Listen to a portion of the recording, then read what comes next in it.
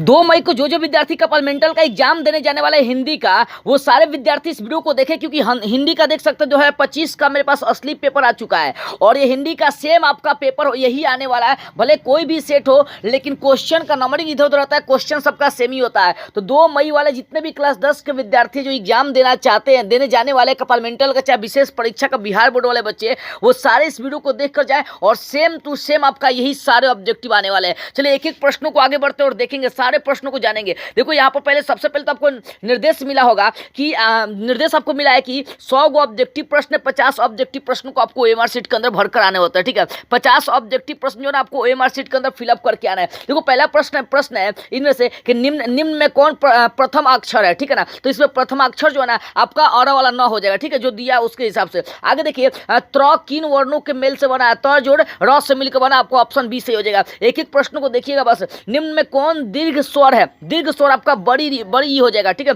अगला प्रश्न देखिए 4 नंबर, बड़ा ऊ का उच्चारण स्थान क्या होता है। तो बड़ा ऊ का उच्चारण स्थान देखो बोला है कि बड़ा ऊ बड़ा ऊ यानी ओठ हो जाएगा, करेक्ट आपका हो जाएगा डी हो जाएगा। अगला प्रश्न देखो बोला कि निम्न में कौन उष्ण व्यंजन है, निम्न में कौन उष्ण व्यंजन आपको ये बताना है। तो पेट काटवा सा जो ना उष्ण व्यंजन होता है। ठीक है, एक एक प्रश्नों को देखिएगा, सेम टू सेम आपका प्रश्न एग्जाम में आने वाला है। ठीक है, जप्पू जी किन की रचना, गुरु नानक की रचना है। ठीक है, और सबसे पहले आप लोग बता दूं कि जो स्क्रीन पर व्हाट्सअप नंबर दिया गया, उस व्हाट्सअप नंबर से आपको संपर्क करके लड़ने वाले ने 100% लड़ने वाला ऑब्जेक्टिव लॉन्ग क्वेश्चन आप लोग ले सकते हैं, सेम टू सेम पीडीएफ ले सकते हैं और अपना तैयारी भी कंप्लीट कर सकते हैं। ठीक है, अगला प्रश्न देखते हैं। 7वां प्रश्न क्या है, बोल रहा है कि रसखान किस छंद के सिद्ध थे। वो तो आपका सवय छंद में सबसे ज्यादा प्रसिद्ध थे। जीर्ण पद नामक काव्य किनके द्वारा लिखा गया, और मतलब जिसमें ग्रामीण जीवन का यथार्थवादी चित्रण किया गया, ये किनके द्वारा, ये तो आपका प्रेमघन के द्वारा लिखा गया था जीर्ण पद। ठीक है ना, ऑप्शन सी मारेंगे। अगला प्रश्न है कि घनानंद किस भाषा के कवि थे। तो घनानंद ब्रज भाषा के कवि थे। सुमित्रानंद पंत की माता का क्या नाम था, सरस्वती देवी था। फुफेरा में कौन सा प्रत्यय है, तो एरा हो जाएगा, यानी आपका करेक्ट आंसर हो जाएगा सी। अगला प्रश्न 12 नंबर देखते हैं, बोला पढ़ाकू में कौन सा पद है। पढ़ाकू यानी आकू, करेक्ट आपका बी हो जाएगा। मनावता शब्द का उदाहरण क्या, मनावता तो मनावता जो है आपका योग रूढ़ हो जाएगा, आपका ऑप्शन सी हो जाएगा। आगे 14वां प्रश्न बोला है कि खलिहान किस शब्द का उदाहरण है। खलिहान देखो, खलिहान इसका मतलब तद्भव हो जाएगा आपका, खलिहान तद्भव शब्द का उदाहरण है। खटास किस संज्ञा का उदाहरण, तो भाववाचक हो जाएगा, करेक्ट आपका डी हो जाएगा। निम्न में कौन व्यक्तिवाचक संज्ञा का उदाहरण, व्यक्तिवाचक, तो देखो व्यक्तिवाचक, तो यहाँ पर पारिजात जो है व्यक्तिवाचक हो जाएगा, करेक्ट आपका बी हो जाएगा। अगला प्रश्न, सांप का स्त्रीलिंग रूप क्या होगा, तो सांप का सापिन हो जाएगा, ऑप्शन ए हो जाएगा। निम्न में कौन पुल्लिंग शब्द है, ये बताना है। पुल्लिंग कौन सा है, देखो रोटी पक गई, विवाह हो गई, मृत्यु आ गई, कृति आपका पुलिंग हो जाएगा यहाँ पर। ठीक है ना, अगला प्रश्न बढ़ता है, हिंदी में कुल कितने सर्वनाम, तो 11 सर्वनाम होते हैं। दाल में कुछ है किस सर्वनाम का उदाहरण है। तो दाल में कुछ है, इसका मतलब निश्चित नहीं है, तो अनिश्चय हो जाएगा, आपका ऑप्शन बी हो जाएगा। अगला प्रश्न बढ़ते हैं, एक एक प्रश्न को देखिए, सेम प्रश्न आपका आने वाला है। 11वां प्रश्न, 21वां प्रश्न बोला, रामधारी सिंह दिनकर का जन्म कहाँ था, सिमरिया का बेगूसराय में हुआ था। किनके पिता एक प्रख्यात पुरातत्व वैज्ञानिक थे, तो वो थे आपका सचिदानंद हीरानंद वत्सायन आगे का, ऑप्शन आपका ही हो जाएगा। आगे बोले एक वृक्ष की हत्या शीर्षक कविता के कवि कौन है। तो एक वृक्ष की हत्या कुंवर नारायण है। जीवनानंद दास किस भाषा का सम्मानित कवि है, तो बांग्ला भाषा का सम्मानित कवि है। बीजाक्षर किनकी रचना है, तो बीजाक्षर जो ना अनामिका की रचना है, करेक्ट आपका हो जाएगा ए। 26वां प्रश्न बोले, रेनर मारिया रिल्के के माता का क्या नाम था, सोफिया था, करेक्ट हो जाएगा आपका डी। अगला प्रश्न 27 नंबर देखिए, 27वां प्रश्न बोला है, जीविका शब्द का क्या अर्थ है, तो जीने की लालसा, करेक्ट हो जाएगा ए। बाबा साहेब भीमराव अम्बेडकर का जन्म किस परिवार में हुआ था, दलित परिवार में हुआ था। महात्मा गांधी का निधन कब, 30 जनवरी 1948 को हुआ था, करेक्ट आपका हो जाएगा ए। ठीक है ना, थोड़ा सा जूम करके और थोड़ा सा क्वालिटी बढ़ा के इसको देखिएगा। बिस्मिल्लाह खान साहब 80 वर्ष से प्रार्थना में क्या मांगते थे, सूर्य मांगते थे। निम्नलिखित में कौन शब्द विसर्ग संधि का उदाहरण है, कौन सा सब मनः योग हो जाएगा आपका। ठीक है ना, ऑप्शन सी हो जाएगा। आगे बोला है, ऊ जोड़ ईसा यानी उप जोड़ ईसा से क्या उपेक्षा बनेगा, करेक्ट आपका हो जाएगा बी।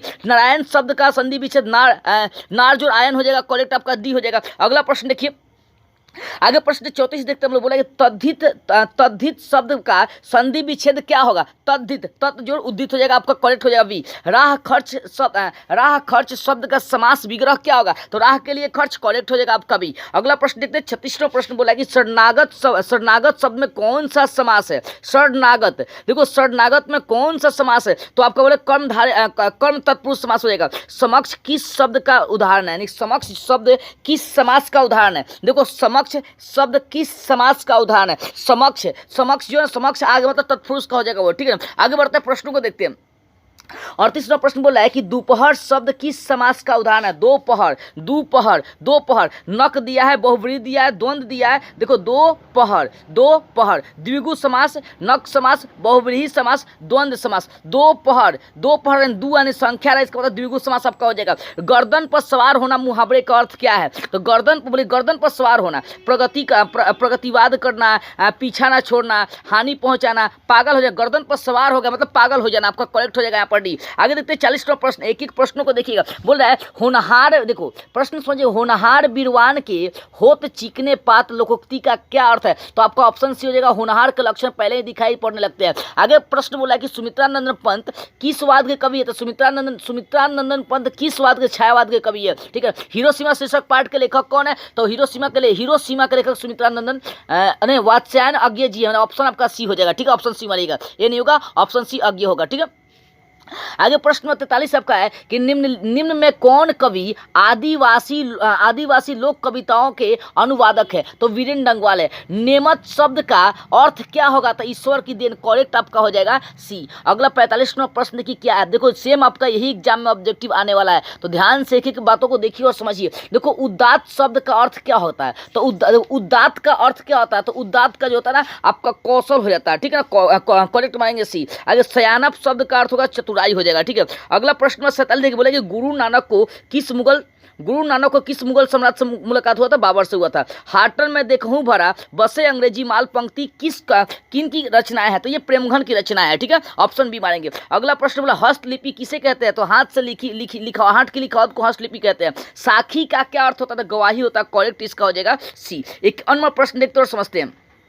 51वां प्रश्न बोले नौकर की कमीज किनकी रचना है। तो नौकर की कमीज अशोक वाजपेयी नहीं, विनोद कुमार शुक्ल की रचना है। ठीक है, आगे अविनियो में साथ रहकर लगभग 30 संयुक्त कविताएं लिखी थी। क्या क्या लेकर मतलब गए थे वो की कविताएं लिखे थे। तो ऑप्शन डी मारेंगे, आंद्रे बेरता, रेना सा, ये सब लेकर गए थे। ठीक है, आगे प्रश्न बोला है 53 नंबर कि पंडित बिरजू महाराज ने गंदा किससे बनवाया था। बाबूजी से बनवाया था। परंपरा का मूल्यांकन के लेखक कौन है। रामविलास शर्मा है। ठीक है, एकदम आसान प्रश्न आपका आने वाला, बस सेम आने वाला है, जाकर छाप दीजिएगा। देखो तो यहाँ प्रश्न बोला कि बहादुर कहां से भाग कर आया था। तो नेपाल से आया था। बादशाह अकबर ने जो सिक्का चलाया था उसकी उस पर किनकी आकृति थी, अंकित थी। तो सिया राम, मतलब ऑप्शन मार लेंगे यहाँ पर सी। ठीक है, आगे देखते हैं 57वां प्रश्न। 57वां प्रश्न में बोल रहा है कि प्राणी शास्त्रियों का ऐसा अनुमान है कि मनुष्य का अनावश्यक अंग उसी प्रकार झड़ जाएगा जिस प्रकार उसकी पूंछ झड़ गई। किस पाठ की पंक्ति है। तो ये पाठ है आपका नाखून क्यों बढ़ते हैं। ठीक है ना, जो विद्यार्थी चाह रहे हैं कि उनका 100% लड़ने वाला लॉन्ग प्रश्न मिल जाए, पूरा तैयारी हो जाए, वो दिए गए स्क्रीन के व्हाट्सएप नंबर से आप लोग संपर्क कर सकते हैं। आगे देखते हैं 58वां प्रश्न। मैक्स मुलर ने किस रचना का जर्मन भाषा में अनुवाद किया था। तो जर्मन भाषा में मेघदूत का अनुवाद किया था। नलिन विलोचन शर्मा के अनुसार महल और झोपड़ी वालों की लड़ाई में अक्सर कौन जीतता है। तो विनोद कुमार शुक्ल के अनुसार महल और झोपड़ी वाले की लड़ाई में हमेशा महल वाले ही जीतते हैं, लेकिन वही झोपड़ी वाले मिल जाते हैं तो झोपड़ी वालों की जीत होती है। ठीक है, धरती कब तक घूमेगी शीर्षक पाठ में नायिका कौन है। सीता है। निम्नलिखित में अशुद्ध वाक्य कौन है। अशुद्ध वाक्य कौन है। दुष्कर आपका अशुद्ध है, ऑप्शन ए हो जाएगा। ठीक है, आगे दोष का विशेषण क्या होगा। दोष का दूषित हो जाएगा। ठीक है ना, दोष का दूषित, करेक्ट आपका हो जाएगा ए। आगे 63वां प्रश्न देखते हैं। नेह का, देखो नेह शब्द का विशेषण क्या होगा। तो नहीं हो जाएगा। तामस का पर्यायवाची क्या होगा। तो देखो तामस, तो तामरस, तमाशु, तामसिक, त्रैमासिक। तामस का पर्यायवाची हो जाएगा आपका त्रैमासिक हो जाएगा, करेक्ट हो जाएगा आपका बी। अगला प्रश्न आपका देखिए, बोल रहा है कि मेरी बहन स्वाति अपनी सहेली के घर गई। तो मेरी बहन सहेली मतलब मिस्र हो जाएगा आपका, करेक्ट हो जाएगा बी। आगे बोला है कि निम्नलिखित में कौन कर्मवाच्य का उदाहरण है। कौन जो है ना कर्मवाच्य का उदाहरण है। तो कर्मवाच्य का उदाहरण कौन है। सीता द्वारा रोटी पकाई गई, यहाँ कर्म किया जा रहा है, ऑप्शन सी हो जाएगा। पर्याप्त शब्द में कौन सा उपसर्ग है। पर्याप्त, तो पर्याप्त में आपका हो जाएगा, देखो पर्याप्त में आपका हो जाएगा प्र हो जाएगा उपसर्ग। ठीक है ना, ऑप्शन सी हो जाएगा। आघात में कौन सा उपसर्ग है। तो आ है। आगे प्रश्न देखते हैं। कुपात्र बोल रहा है, 69वां बोल रहा है कुपात्र शब्द में कौन सा उपसर्ग है। तो कु उपसर्ग है, करेक्ट आपका हो जाएगा डी। आगे प्रश्न को देखिए, 70वां प्रश्न बोला कि लुटिया शब्द में कौन सा पड़ता है। लुटिया, इया हो जाएगा, करेक्ट आपका बी हो जाएगा। पाप पत्नी लगभग कितने साल की थी। 12 साल की थी। ठीक है, आगे प्रश्न बोल रहा है 72 नंबर कि माँ शीर्षक पाठ के लेखक कौन है? तो ईश्वर पेटलीकर जी है। माँ जी के पास आंगन में बैठकर मंगमा क्या खाती थी? तो पान सुपारी खाती थी। और एक कहावत है, दवा करने से तो मसान भी जलता है। यह कथन किनका था? तो माँ जी का था। करेक्ट हो जाएगा आपका बी। आगे प्रश्न में देखिए 75 नंबर बोला कि रसूलन बाई कौन थी? गायिका थे, ठीक है ना। वो क्या थी? गायिका थी। यतीन्द्र मिश्र ने गीतकार गुलजार की कविताओं का संपादन किस नाम से किया था? यार जुलाहे के नाम से किया था, ठीक है। आगे बढ़ते प्रश्न को 77 में देखते, बोला कि बहुवचन पत्रिका के संपादक कौन है? तो बहुवचन के यतीन्द्र मिश्र जी है। शहर अब भी संभावना है किनकी रचना है? तो अशोक वाजपेयी की है, ठीक है। अगला प्रश्न देखते हैं 79वां प्रश्न देखिए। बोला कि निम्नलिखित में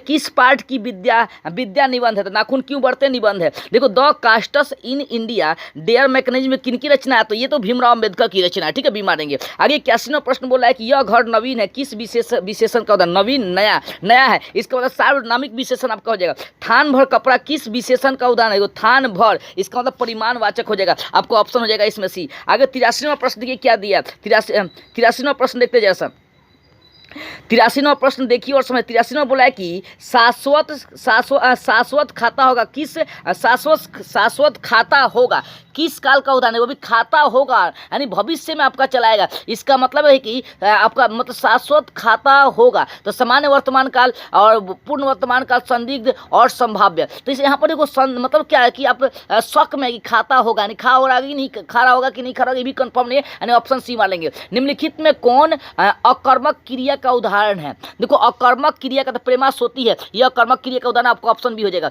आगे 85वां प्रश्न बोला कि खरगोश बिल से बाहर निकला। तो ये कर्ता ने कर्म को करण से, ठीक है ना, ये अपदान कारक हो जाएगा, ठीक है, क्योंकि बिल से बाहर निकल रहा है। तो यहाँ पर ऑप्शन डी मारेंगे। अगर जिस क्षण में 4-4 और प्रत्येक चरण में 16-16 मात्राएं होती है उस क्षण को क्या कहते हैं? चौपाई कहते हैं। करेक्ट मार लीजिएगा, आप सी मारेंगे। आगे प्रश्न नंबर 87 बोल रहा है कि जहां वर्णों की एक या अनेक बार आवृत्ति हो वहां कौन सा अलंकार होता है? मतलब जहां वर्णों की एक या अनेक बार आवृत्ति होता है वहां कौन सा अलंकार होता है? तो अनुप्रास होता है। किसे हम वर्गीय व्यंजन कहते हैं? तो स्पर्श वर्गीय व्यंजन, तो स्पर्श व्यंजन को हम लोग वर्गीय व्यंजन कहते हैं, ठीक है। आगे 89वां प्रश्न देखिए।